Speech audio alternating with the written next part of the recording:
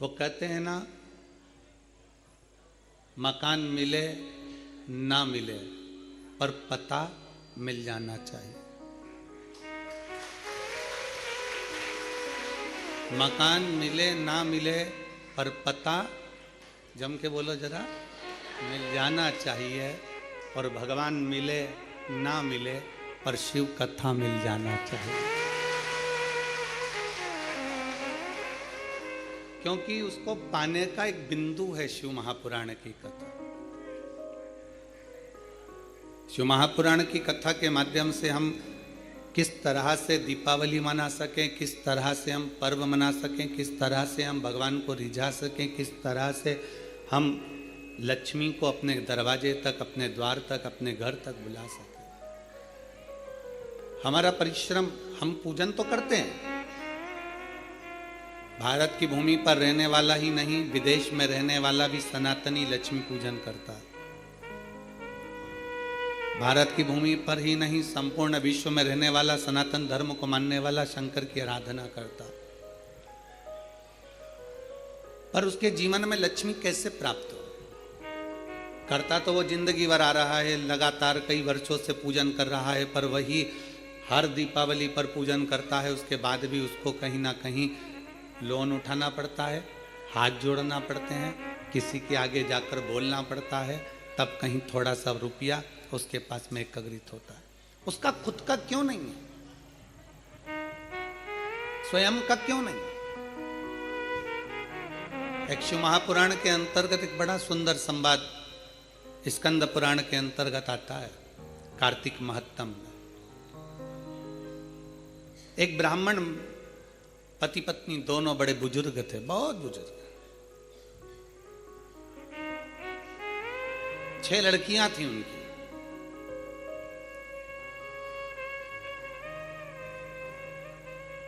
चार लड़कियों की शादी हो गई, 2 कुंवारी रही। अब 2 लड़कियां कुंवारी हैं, 4 का विवाह हो गया, अपने अपने घर पहुंच गई। पर जिनके घर में उनका विवाह हुआ वहां पर भी वो दुखी थी और मायके में भी वो दुखी थी। होता है किसी किसी के ललाट पर जो लिखा होता है उसको कौन टाल सकता है? माता पिता अपनी बेटी का विवाह क्यों करते हैं? क्योंकि अगर उसको यहाँ दुख है तो वहां जाकर सुख भोग ले। अगर यहाँ तकलीफ की जिंदगी उसने जी है तो वहां जाकर उसको अच्छी जिंदगी मिल जाए। माता पिता तो ये विचार करते हैं। भारत की भूमि पर ही नहीं, पूरे देश में रहने वाले, विदेश में रहने वाले जितने भी अपनी बेटी का विवाह करते हैं तो यही विचार से करते हैं कि हमारी बेटी सुखी रहे। और अपन लोग भी कहते हैं खुशी खुशी कर दो विदा, तुम्हारी बेटी राज करे। हर एक व्यक्ति यही विचार करता है कि बेटी जहां ब्याहे वहां सुख पाए। पर कई बार ऐसी स्थिति बन जाती है कि लड़की मायके में भी माता पिता को देखकर दुखी रहती है कि पापा मम्मी का क्या होगा, इनके पास में कुछ भी नहीं, उनके पास में क्या होगा, कौन संभालेगा इनको, कौन देखेगा इनको, कुछ भी नहीं है। भाई हो तो वो देख ले, बहनें सब अपने घर चली जाएगी, कौन देखेगा? और माता पिता भी अपना पूरा जीवन जो उन्होंने लगाया अपने बच्चों के लिए निकाल देते हैं। पर समय ऐसा आ जाता है कि बेटी का विवाह ये सोच कर करा जाता है कि वो सुख भोगेगी। पर कई बेटियों की जिंदगी में मायके में भी दुख होता है तो ससुराल में भी दुख हो जाता है। अब किससे कहे, किसके पास जाकर रोए? मायके में अगर बहुत धन होना तो पापा से कह सकती है, पापा मेरे घर में ये तकलीफ है। मायके में बहुत वैभव होना तो अपनी मम्मी से कह सकती है, मम्मी मेरे घर में ये तकलीफ है। पर मायका भी देखा हुआ है उसका और ससुराल भी देखा हुआ है।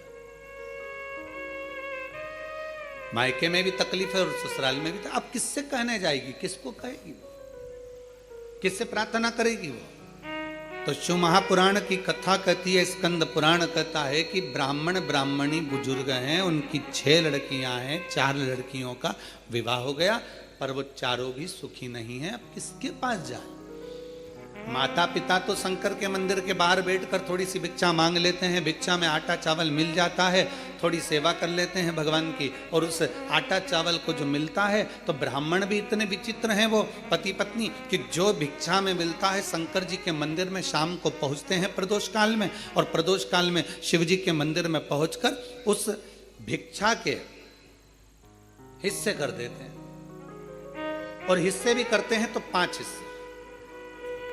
अब प्रदोष काल में मंदिर में गए और मंदिर में जाकर जो भिक्षा मिली, आटा मिला, चावल मिला, शक्कर मिली, गुड़ मिला, जो भी सामग्री मिली, जो भी पदार्थ मिला, उसके 5 हिस्से कर दिए। 5 हिस्से क्यों?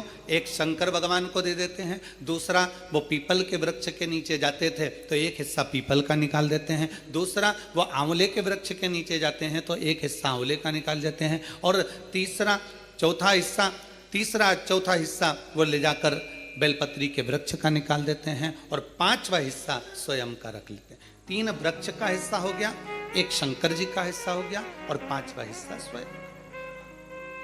स्वयं का हिस्सा। अब थोड़ा सा तो भिक्षा मिला, थोड़ी सी भिक्षा मिलने पर भी, अब इतनी सी भिक्षा प्राप्त होने के बाद, इतनी सी भिक्षा मिलने के बाद अगर वो थोड़ा सा एकत्रित कर कर ले भी गया, और घर में 6 बेटियां, पति पत्नी, 8 लोगों का परिवार, उसमें से 4 का विवाह भी हो गया, तो 2 बेटी और 2 माता पिता कैसे गुजारा हो, कैसे गुजारा? विचार किया। आपका काम है शंकर के मंदिर तक जाना, आपका काम है शिवालय तक जाना, आपका काम में अपना जो है उसमें से कुछ अंश शिव को दे देना, ये आपका कार्य है। अब शिव का क्या कार्य है वो शंकर जाने। तेरे मंदिर में आना मेरा काम है और मेरी बिगड़ी बनाना तेरा काम। तेरी चौखट तक मैं आ ही गया, मुझे दर्श दिखाना तेरा काम। अब उसके ऊपर निर्भर है। क्यों हमने अभी कथा के शुरू में कहा कि मकान मिले ना मिले पर पता मिल जाना चाहिए, भगवान मिले ना मिले पर शिव कथा मिल जाना चाहिए। उसका कारण केवल इतना सा है कि भगवान मिलता कब है? जब हम कथा को श्रवण करते हैं। भगवान राम ने शबरी को कहा, माता शबरी अम्बा के दरवाजे पर कहा कि तुम सत्संग करो, कथा श्रवण करो, संगत करो। जब तुम कथा सुनोगी, तुमने अपने गुरु मातंग बाबा के मुख से सुन लिया कि राम आएंगे, तुमने मेरा इंतजार करा। क्यों? गुरु के मुख से सत्संग में सुना था कि परमात्मा मिलेगा जरूर, आएगा जरूर, तो मेरा आगमन हो गया। उसी तरह कथा सुनते हैं हम, और कथा में ये चीज सुन लेते हैं कि मैं अगर ये करूंगी तो मेरा शंकर मेरी सुनेगा। शिव जी को 1 लोटा जल चढ़ाऊंगी, मेरा शिव मुझे सुनेगा। श्री शिवाय नमस्तुभ्यम बोलूंगी, मेरा शिव मेरा सुनेगा। मैं भगवान शंकर को इस तरह से बेलपत्र चढ़ाऊंगी, मेरा शंकर मुझे सुनेगा। इसीलिए शिव महापुराण की कथा कहती, भगवान मिले ना मिले पर शिव कथा मिल जाना चाहिए। कथा मिली कि परमात्मा को ध्यान रखना ही पड़ेगा। बकरी चलाने वाला अपने मोहल्ले की बकरी लेकर निकल गया, और बकरी वाला जब लेकर निकला है और घर के लोगों ने देख लिया कि वो बकरी लेकर जा रहा है, पहचान का आदमी और बकरी लेकर जाएगा, मतलब बकरी वाले से उसने एक ही बार कहा कि हमारे घर की बकरियां ले जा, हमारे यहाँ की गाय ले जा, चरा कर लिया ना, हमारे यहाँ का ऊँट ले जा, चरा के लिया ना, हमारे यहाँ की भेड़ ले जा, चरा के लिया ना। बकरी वाले को तो केवल एक बार कहा गया, बकरी वाला रोज ले जाता है, रोज चरा कर लाता है। अब जवाबदारी किसकी है? बकरी चराने वाले की। आएगा, बकरी नहीं आई तो किससे कहेगा क्यों हमारी बकरी कहाँ है, क्यों हमारी गाय कहाँ है, क्यों हमारा ऊँट कहाँ है, क्यों हमारी भेड़ कहाँ है, उससे कहेगा। उसी तरह शिव कथा बाचने वाला हो, भागवत कथा बाचने वाला हो, चाहे कोई संत साधु गुरुजन हो, भगवान उनको भेज देते हैं कि ये संसार सागर के लोग हैं, इनको ले जाकर परमात्मा की चौखट तक भेज देना।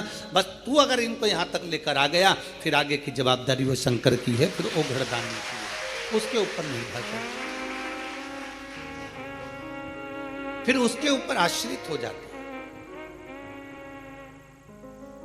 अब उसके ऊपर आश्रित हो जाएं, हम क्या विचार करें? शिव महापुराण की कथा कहती है, दुनिया के लोग तोड़ेंगे, आपको जुड़ना है। कितना तोड़ने का विचार? आज के जमाने में राजनीति कोई साधारण हो गई क्या? आज के जमाने की राजनीति देखिए, ब्राह्मणों को तोड़ दिया, क्षत्रियों को तोड़ दिया, वैश्य को तोड़ दिया, शूद्र को तोड़ दिया, 4 वर्णों में चारों को तोड़ कर रख दिया। और वहां अगर आज भी हम लोग एकजुट नहीं हुए तो आने वाला समय हमको रुला देगा।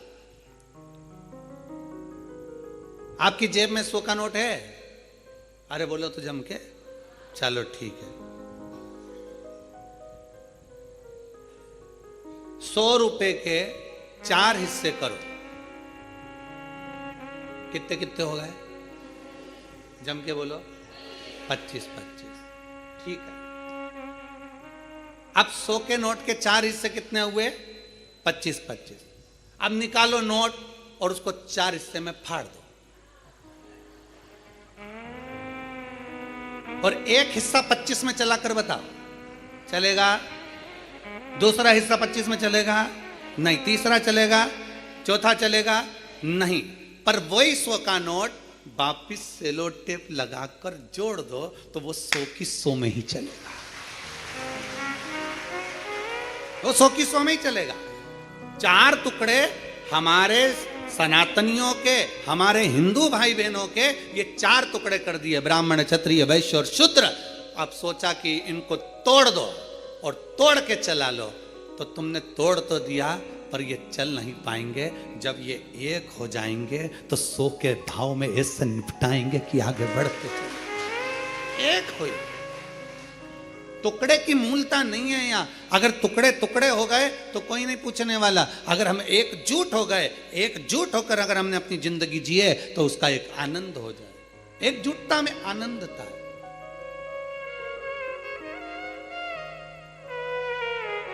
और वो एकजुटता की आनंदता हमारे जीवन की एक आनंदता को सुख प्रदान करती है कि हम कैसे अपने जीवन को जी सकते हैं। शंकर भगवान के मंदिर में गए दोनों बुजुर्ग, बूढ़े ब्राह्मण ब्राह्मणी, और भगवान शंकर के मंदिर में 5 हिस्से कर दिए। 5 हिस्से कर एक हिस्सा शिव का छोड़ा, पीपल के वृक्ष के नीचे गए, दूसरा हिस्सा पीपल के वृक्ष के नीचे दिया, तीसरा आंवले के वृक्ष का नीचे दिया, चौथा बेलपत्री के वृक्ष के नीचे दिया, और 5वां जो हिस्सा थोड़ा सा आटा चावल जो भी मिला होगा उसको अपनी 2 बेटियां और स्वयं बड़े प्रेम से पा लेते। कभी कभी नहीं भी मिलता तो भूखे सो जाते। किससे कहें? वो 4 बेटियों का विवाह करा, वो भी दुखी, किससे जाकर कहे? किससे विनय करे? शिव महापुराण की कथा कहती है, जब एक लड़की का विवाह हो जाता है और वो अपने ससुराल पहुंच जाती है, और ससुराल में पहुंचने के बाद जब वो देवाधिदेव महादेव को 1 लोटा जल चढ़ाती है, तो वो लड़की का चढ़ाया गया, बहू का चढ़ाया गया, बेटी का चढ़ाया गया जल, 1 लोटा जल वो साधारण नहीं होता। पुरुष जब शिव पर जल चढ़ाता है तो उसका खुद का कुल तरता है, पर घर की बहू, घर की स्त्री, घर की माँ, घर की बेटी जब शंकर भगवान को जल चढ़ाती है तो उसमें से आधे जल का हिस्सा उसके मायके वालों को मिल जाता है और आधे हिस्सा उसके ससुराल वालों को मिल जाता है। 71 पीढ़ी वो मायके की भी तार रही है और 71 पीढ़ी वो अपने ससुराल की भी तार रही है। 71 पीढ़ी वो यहां भी पार लगा रही है और 71 पीढ़ी वहां भी पार लगा रही है। आधा हिस्सा इधर का हो गया, आधा हिस्सा उधर। एक नारी जब विवाह हो जाता है, घर पहुंच जाती है, उसका 2 गोत्र हो जाता है, अपने नाना नानी का अर्थात उसके मायके का गोत्र और उसके ससुराल का। जब उसके 2 गोत्र हो, स्त्री के 2 गोत्र हो जाते हैं पर पुरुष के 2 गोत्र नहीं होते, उसका एक ही रहता है। वो ब्याह कर लाएगा पर उसका गोत्र नहीं, वो मान्य होगा। इसलिए हमारे सनातन धर्म में जब पिंडदान करने के लिए जाया जाता है, जब गया जी पहुंचते हैं, हरिद्वार पहुंचते हैं, प्रयागराज पहुंचते हैं, काशी आदि पहुंचते हैं, पिंडदान करते हैं, तो वहां पर ब्राह्मण देवता पूछते हैं कि तुम्हारे नाना नानी का भी पक्ष बताओ और तुम्हारे दादा दादी का भी पक्ष बताओ। 2 कुल देखे जाते हैं, इधर से भी उधर से। माता पिता दुखी, बेटियां 2 घर में कुंवारी। समय बीतता गया। जो 4 बेटियां ब्याही थी बड़ी दुखी थी। दुखी होने के कारणवश एक बार वो अपने पिता से मिलने के लिए आई। विचार करा कि हमारे दुख हमारे माता पिता को श्रवण कराएंगे, पर माता पिता तो पहले से दुखी हैं, अब किससे कहें? ये चीज हमें सीखना चाहिए। अब अपनी पड़ोसन तो पहले से दुखी और ऊपर से तुम जाके बोलो मेरी बहू बड़ी परेशान करती। अब उससे पूछो पड़ोसन से, तो मेरी तो और जगदम्बा है।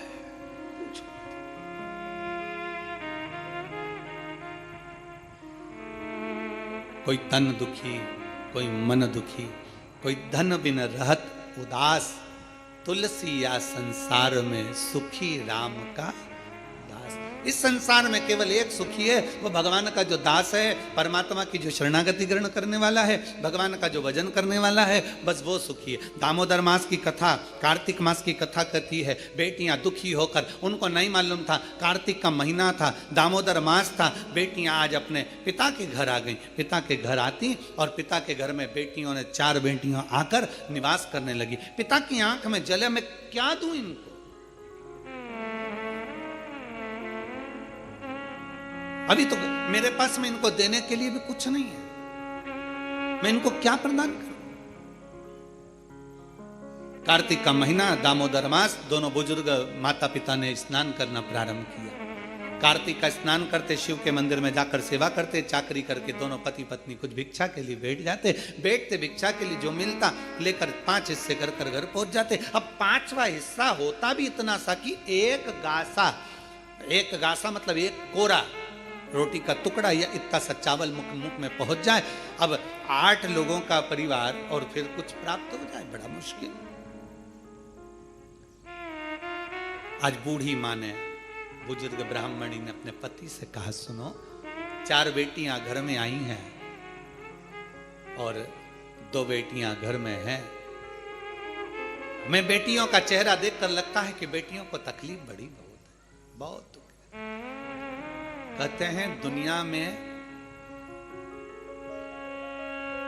बुखार नापने का भी एक यंत्र मिल सकता है, बीपी नापने का एक यंत्र मिल सकता है, दुनिया में शुगर नापने का भी यंत्र मिल सकता है, सारी बीमारियां नापने का यंत्र मिल सकता है, पर दुनिया में किसी का दिल नापने का यंत्र नहीं मिल सकता। दिल को नापना बड़ा, उसका यंत्र नहीं है, और उसका यंत्र है केवल एक मां। घर का पिता और घर की मां एक ऐसी होती है जो घर में रहने वाली बेटियों का, घर में रहने वाले बेटों का, घर में रहने वाली बहुओं का, घर में रहने वाले पोता पोती का मुख देखकर जान जाती है कि इसको क्या तकलीफ है। वो यंत्र केवल माता पिता के पास होता है,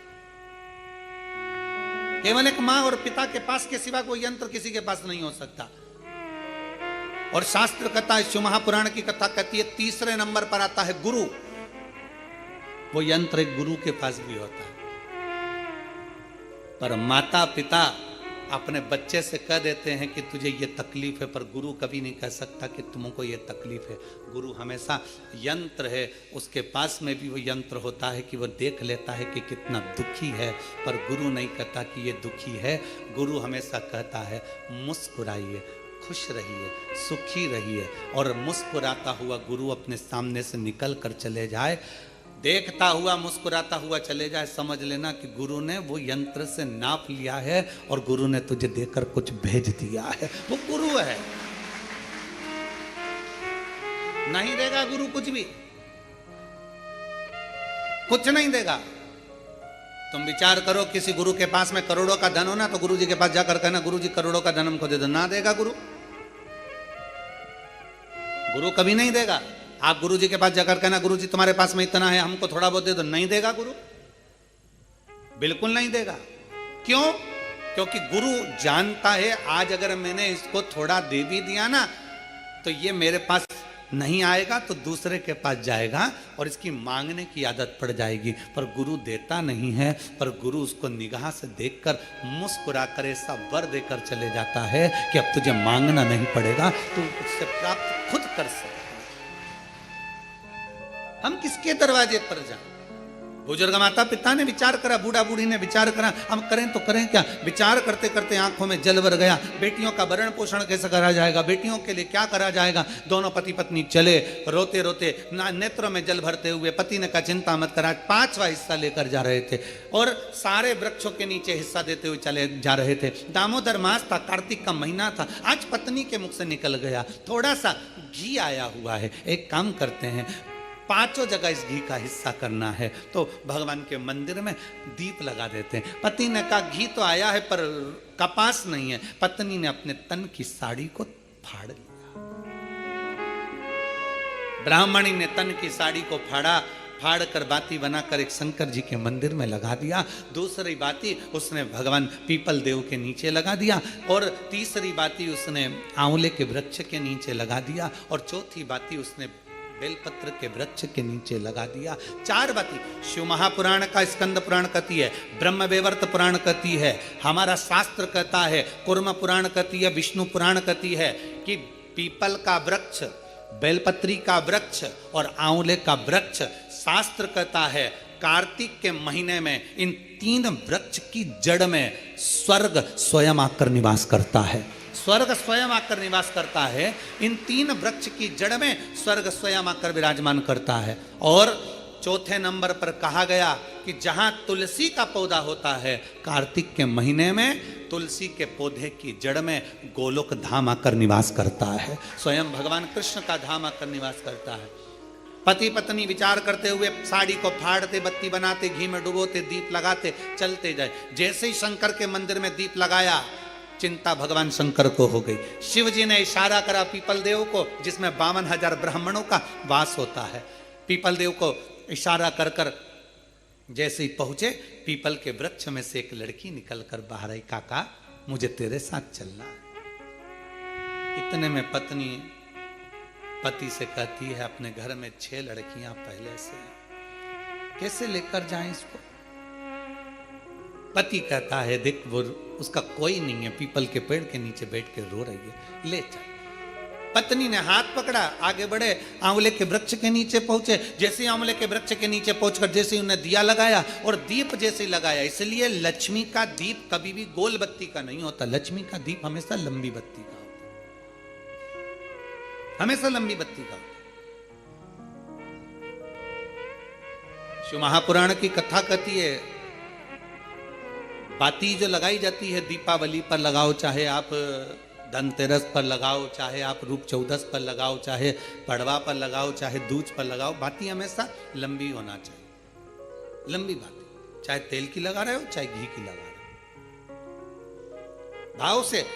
बैकुंठ ये सुंदर रूप चौदस की जो पूजन का विधान है, आपको धनतेरस की पूजन का जो विधान बताया था, धनतेरस की पूजन का जैसा विधान था, पहुंचकर पाटे को बिछाकर, चौक पूर कर, जिस थाली में आपने स्वस्तिक बनाकर जो सिक्का रखा है, उसी में एक सिक्का और रखकर उसकी पूजन अर्चना करना है, वैसी की वैसी ही जैसा पहले कल कहा गया। रोली, चावल, हल्दी, मोली, मेहंदी, सिंदूर आदि सब चढ़ाते हुए, और साथ में 2 दीप लगेंगे। रूप चौदस के दिन 2 दीप है। एक दीप है घी का, लंबी बत्ती का, जो लक्ष्मी जी के सीधे हाथ पर आएगा। दूसरा दीप है घी का दीप भी आटे का आएगा, और तेल का दीप भी आटे का आएगा। जो तेल का दीप लगेगा वो थोड़ा सा दिया बड़ा लेना, उसमें 4 लंबी लंबी बत्तियां रखना, सरसों का तेल या मीठा तेल या तिल्ली का तेल जो भी मिल जाए उसके अंदर डाल लेना। 4 बत्ती ये लक्ष्मी जी के लेफ्ट हैंड की ओर आएगी। उसी आटे का तेल का जो दिया रहेगा, उसके अंदर या तो पीली सरसों या काली सरसों, जो राई होती है, सरसों होती है, उसके थोड़े से दाने उसमें डाल दिए जाते हैं। लक्ष्मी जी का पूरा पूजन बड़े भाव से करिए, जल का छींटा दीजिए, रोली, चावल, मोली, हल्दी जो भी है आपके पास समर्पित करने के लिए पूजन की थाली में, वो समर्पित करिए। मीठे का भोग लगाइए, और भोग लगाने के बाद में बड़े प्रेम से 5 कमलगट्टे, 5 हल्दी की गठान, 5 अमर बेल के टुकड़े। अमर बेल होती है एक लंबी सी बेल, पेड़ों पर चलती है, पीले कलर की, जो कि पूरे पेड़ पर छाई रहती है। उसको कहीं पर भी डाल दिया जाए वो बढ़ती चली जाती है। वो हमारे वंश की वृद्धि के, लक्ष्मी की वृद्धि के लिए श्रेष्ठतम मानी जाती है। 5 टुकड़े अमर बेल के, 5 हल्दी की गठान, 5 कमलगट्टे, दोनों हाथ में लेकर मां लक्ष्मी से प्रार्थना करते हुए उन सिक्कों पर समर्पित कर दीजिए। सिक्कों पर समर्पित कर कर जो घी का दिया लगाया है तुमने लक्ष्मी जी के सीधे हाथ पर, उसको उठाकर माता की आरती कर लीजिए। जो तेल का दिया है, घी का दिया वापस रखकर आरती के बाद में, जो तेल का दिया है 4 बत्ती वाला जो तुम जला कर रखी हो, उसको पूरे घर में घुमाकर, रूप चतुर्दशी के दिन, रूप चौदस के दिन, नरक चौदस के दिन, पूरे घर में घुमाकर, सारे घर के दरवाजे खोलकर, बड़े प्रेम से घुमाकर, मुख्य द्वार के बीच में जो घर से बाहर निकलने वाला द्वार है उसके ठीक बीचों बीच वो दिया 4 बत्ती का रख देना चाहिए। कुछ देर के लिए दरवाजे खुले रखना चाहिए।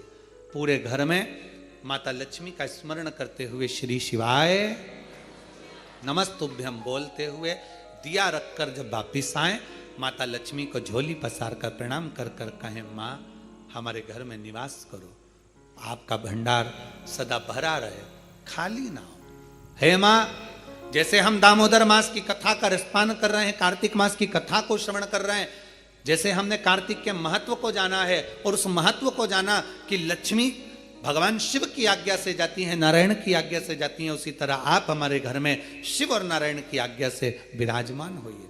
माँ को प्रणाम करिए बड़े भाव के साथ। ऐसी ही ये रूप चतुर्दशी की पूजन का विधान है।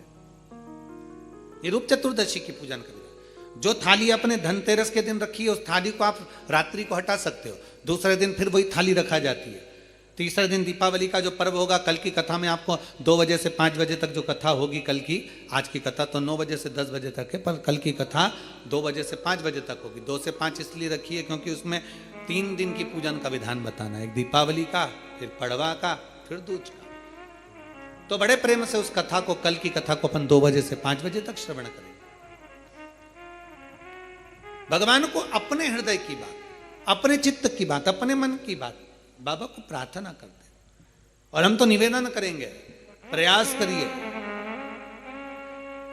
अगर हो सके रूप चतुर्दशी का अगर दिन है, नरक चौदस का दिन है, जैसे कुबेरेश्वर धाम पर दीपावली कब की है, 31 अक्टूबर की, तो 29 तारीख को धनतेरस है, 30 तारीख को रूप चतुर्दशी है, नरक चौदस है। तो हम तो प्रार्थना करें, निवेदन करें आपसे, अगर हो सके, शरीर में अगर बहुत रोग है और बहुत तकलीफ की जिंदगी चल रही है, मतलब हर 2 महीने में 3 महीने में कोई ना कोई दुख तुम्हारे सामने आकर खड़ा हो जाता है, कोई तकलीफ आकर खड़ी हो जाती है, चाहे बच्चों को हो रही हो, चाहे बेटियों को हो रही हो, चाहे परिवार में हो रही हो, तो हम तो निवेदन करेंगे रूप चतुर्दशी के दिन 1 लोटा जल, उसमें बड़े प्रेम से कोई थोड़ा सा इत्र का अगर भाग मिल जाए, और इत्र ना मिले तो पीला चंदन या लाल चंदन डालकर, अगर कहीं आंवले का वृक्ष हो, पीपल का वृक्ष हो और बेलपत्र का वृक्ष हो, 3 जगह पर थोड़ा सा वो लोटा जो घर से लेकर जाओगे, पात्र लेकर जाओगे, रूप चतुर्दशी के दिन तीनों वृक्ष के नीचे एक ही कलश से थोड़ा थोड़ा जल 3 स्थान पर चढ़ाइए और बाबा से अपने मन की बात कहकर आई है। आप खुद देखोगे कि 3 महीने में मेरा कुबेर भंडारी आपके दुखों को हरेगा। परंतु ये उपाय केवल एक रूप चतुर्दशी के दिन ही होगा, केवल रूप चतुर्दशी के दिन। कई लोग इसको दीपावली के दिन भी करते हैं, कई लोग इसको धनतेरस के दिन भी करते हैं, पर यह उपाय रूप चतुर्दशी के दिन करेंगे तो उसका फल चौगुना मिलेगा, चौगुना। और मान लो इस चतुर्दशी पर अगर आप नहीं कर पा रहे हो तो अगली इसी कार्तिक के महीने की जो देव दीपावली आती है पूर्णिमा के लगभग में, उस समय पर जो चतुर्दशी आए तो उस समय पर भी यह प्रयोग कर सकते, पर होगा कार्तिक महीने के अंदर। अब तीनों आंवले के वृक्ष के नीचे गए, वहां पर भी गए, दिया लगाया, दिया लगाते से ये कन्या वहां पर प्रकट हो गई। काका हमें आपके साथ चलना है। अब इतने में तो बुजुर्ग बूढ़ी माँ ब्राह्मण की पत्नी बोली, अब कहाँ लेकर जाओगे, कौन है, रो रही है, बिलक रही है, हमें तो आपके साथ चलना है, हमें लेकर चलिए।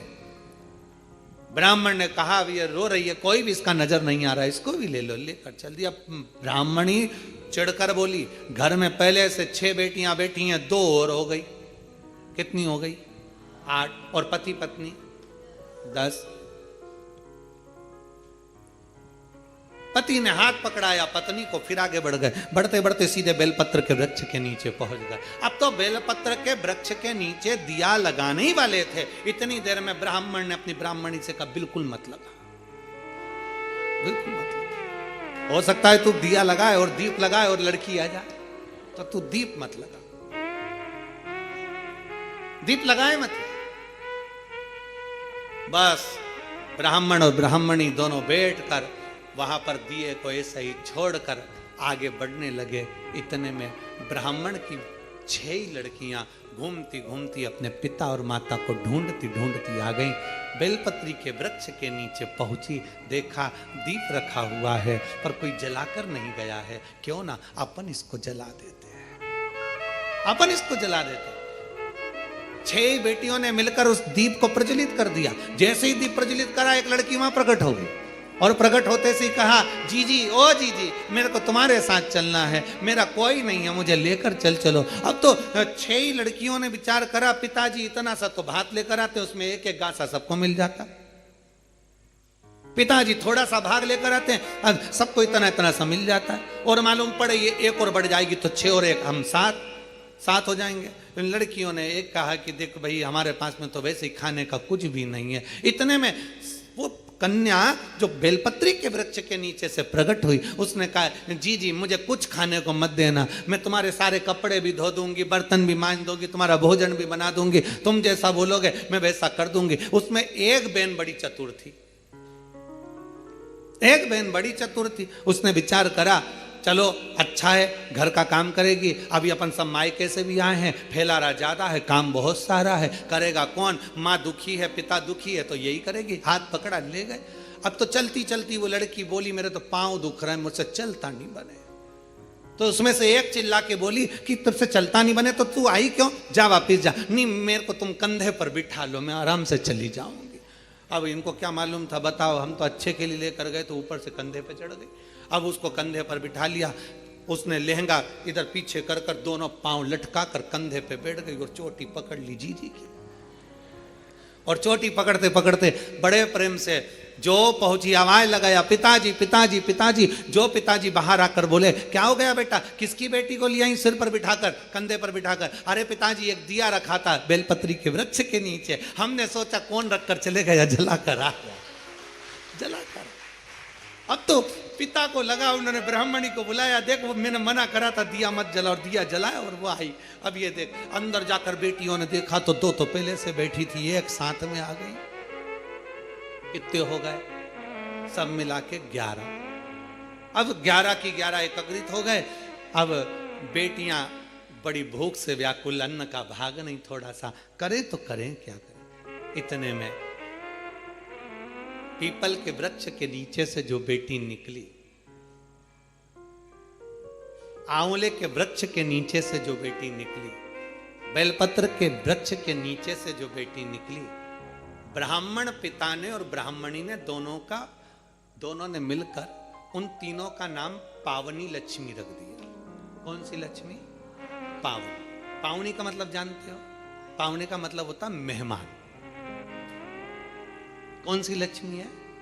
पावनी लक्ष्मी, मतलब हमारे घर में मेहमान बनकर कोई लक्ष्मी। अब ब्राह्मणी ने पूछा कि इनका नाम क्या रखे, तो क्या रख दो पावनी लक्ष्मी। अब इन्होंने नाम रख दिया पावनी लक्ष्मी। अब तीनों को नाम पावनी लक्ष्मी। अब एक ने कहा, जो पीपल के वृक्ष के नीचे से निकली, मैं जाती हूँ अभी भोजन बनाती हूँ। तो इतने में ब्राह्मणी आंख में आंसू भरकर बोली, बेटी तू इतनी सी तो रखी है, भोजन क्या बनाएगी? कुछ भी तो खाने का नहीं है। अपन एक काम करेंगे, कल भिक्षा मांग कर लाएंगे तब बनाएंगे। इतने में लक्ष्मी ने उसी समय, पावनी लक्ष्मी बोली, माँ तू तो बर्तन बता दे, बर्तन कहाँ रखा है, बस बर्तन बता, मैं बना दूंगी। तो बनाएगी क्या? अन्न हो घर में तो बनाएगी ना। अरे माँ तू बता तो सही, तू मुझे बता कहां रखा है। तो इतने में ब्राह्मणी ने पूछा, घर में अन्न नहीं है तो तू देगी क्या? इतने में पावनी लक्ष्मी ने कहा, मां एक बूढ़ा बूढ़ी पीपल के वृक्ष के नीचे आते थे, अपने अन्न का एक हिस्सा रख कर जाते थे। शंकर भगवान बोले हैं, उनके अन्न का पूरा हिस्सा चुका कर आना है, इसलिए मैं तुम्हारे दरवाजे पर आई हूं। मां भागवता, बर्तन दिए, भोजन बनना तैयार हुआ। जैसे ही भोजन बनकर तैयार हुआ, सबने पाया ऐसा स्वादिष्ट भोजन, आज पेट भरकर जिंदगी में पहली बार भोजन करा। भोजन कर कर बर्तन मंज कर रखे ही थे। कोई रिश्तेदार कभी नहीं आता था, क्योंकि धन ही नहीं था। सुख के साथी हजारों हैं, जब दुख पड़ा तब कोई। धन के साथी हजारों हैं, जब धन नहीं तो कोई। अब धन नहीं, कोई रिश्तेदार नहीं आता था। आज सब भोजन कर कर आराम से बस चक होकर खूब आनंद में रह रहे थे, खूब प्रेम से बात कर रहे थे। इतने में जो मामा कभी नहीं आता था वो मामा आ गया। और मामा आकर दरवाजे लगाया, दरवाजा बजाया और आवाज बजाकर जैसे ही दरवाजा बजाया जीजी आई बाहर। बहन ने कहा भैया तू इतने सालों के बाद आज आया है, कैसे आना हुआ? बहन यहाँ से निकल रहा था, बहुत भूख लग रही थी, सोचा तेरे घर का भोजन करते हुए चले जाऊं। अब ब्राह्मणी ने मन में सोचा जो भोजन था वो तो सब हम खा गए, 11 की 11 पूरा निपटा गए, कुछ बचा तो है नहीं, अब तुझे दे तो दे क्या प्रदान करें? इतने में दूसरी लक्ष्मी, पावनी दूसरी लक्ष्मी आंवले के वृक्ष के नीचे की बोली, अरे माँ क्यों चिंता करती है, तुम्हारा मामा तुम्हारा भाई हमारा मामा बिठा अभी हमें भोजन बना के लाती। दूसरी ने जैसे कहा भोजन, तो इतने में ब्राह्मणी ने कहा कि भोजन पहली वाली तो दे दी पीपल का भाग, अब तू कहाँ से लाएगी? दूसरी बोली एक ब्राह्मणी आते थे, आंवले के पेड़ के नीचे भिक्षा रख कर जाते थे, हिस्सा मेरे को भगवान शंकर जी बोले हैं उनका हिस्सा पूरा चुका कराना, इसलिए मामा को भी खिला कर भेजती। जो भोजन बनाया मामा तो चक खाया, वहीं पड़ गया, वहीं सो गया। मामा जैसे सोया खूब आनंद में रहे। अब सब की सब आनंद में सो रहे थे, सब आनंद चक से सो रहे थे। तीनों कन्याओं ने दो ने उठकर आखिरी पावनी लक्ष्मी से पार्वती जी की उस बेलपत्री के वृक्ष के नीचे से निकली हुई उस कन्या से कहा जीजी अब तेरी बारी है, तू अब कुछ कर। पावनी लक्ष्मी ने कहा चिंता मत करो। ब्राह्मणी को जगाया और ब्राह्मणी से कहा एक काम कर, पूरे घर का कोठा साफ कर दे, झाड़ू को घर के पीछे रख दे, चलनी पर कपड़ा ढाक दे, सूपड़े को छुपा कर रख दे, और मैं इस कोठे में सोऊंगी, तू बाहर सो जा। बेटा, ब्राह्मणी बोली कोठे में तो तुझे डर लगेगा, ना ना मां तू बाहर सो, मैं कोठे में सोऊंगी। बेलपत्र के वृक्ष से निकली हुई वो कन्या कोठे में सोई। कन्या ने जो दृष्टि करी, चारों तरफ पूरा धन से कोठे को भर दिया, भर कर बाहर निकल। जैसे ही बाहर निकली, निकलते से ही उसी समय पर मामा ने देख लिया आधी रात को जीजी की छोरी बाहर जा रही है। अब उसको क्या मालूम था, मामा कभी जिंदगी में आया हो तो मालूम हो कि जीजी की छोरी 6 थी, ये तो दिखने में कितनी हो गई, पूरी की पूरी ना। उसको क्या मालूम, जीजी की छोरी बाहर जा रही है। इतने में मामा उठ गए, मामा ने उठकर हाथ पकड़ लिया, हाथ पकड़कर कहा बेटी कहाँ जा रही है? तो इतने में कहा बस मेरा काम था पूरा कर दिया, मैं जा रही हूँ। मामा जी बोले कभी मामा के घर नहीं आएगी? तो इतने में बोली अब भी चल चल, अभी चलूंगा। हाथ पकड़कर मामा बेटी को घर लेकर गए। मामा की दशा भी ठीक नहीं थी। कहा मामा चलनी को ढाक दे, झाड़ू पीछे रख दे, कोठे को लेपन कर दे, मैं यहाँ सोऊंगी। मामा कहे बेटा अकेली कहाँ सो पाएगी? कहा मामा तू जा। मामा को बाहर भेजा, कोठे को धन से भर दिया। तीनों बेटियां एक जगह से इकट्ठी होकर चली तो ब्राह्मणी ने हाथ जोड़कर कहा तुम कौन हो, कौन हो? कहा बाबा दामोदर मास में कार्तिक के महीने में तुमने शिव की अर्चना करी, शंकर के मंदिर का झाड़ू बुआरी कर कर दीप का दान किया, पीपल के वृक्ष का दीप दान करा, आंवले के वृक्ष का दीप दान करा, बेलपत्री के वृक्ष का दीप दान करा, तो शंकर भगवान की करुणा से हम तीनों ने आपका भंडार भरा। भगवान ब्राह्मणी बड़े आनंद में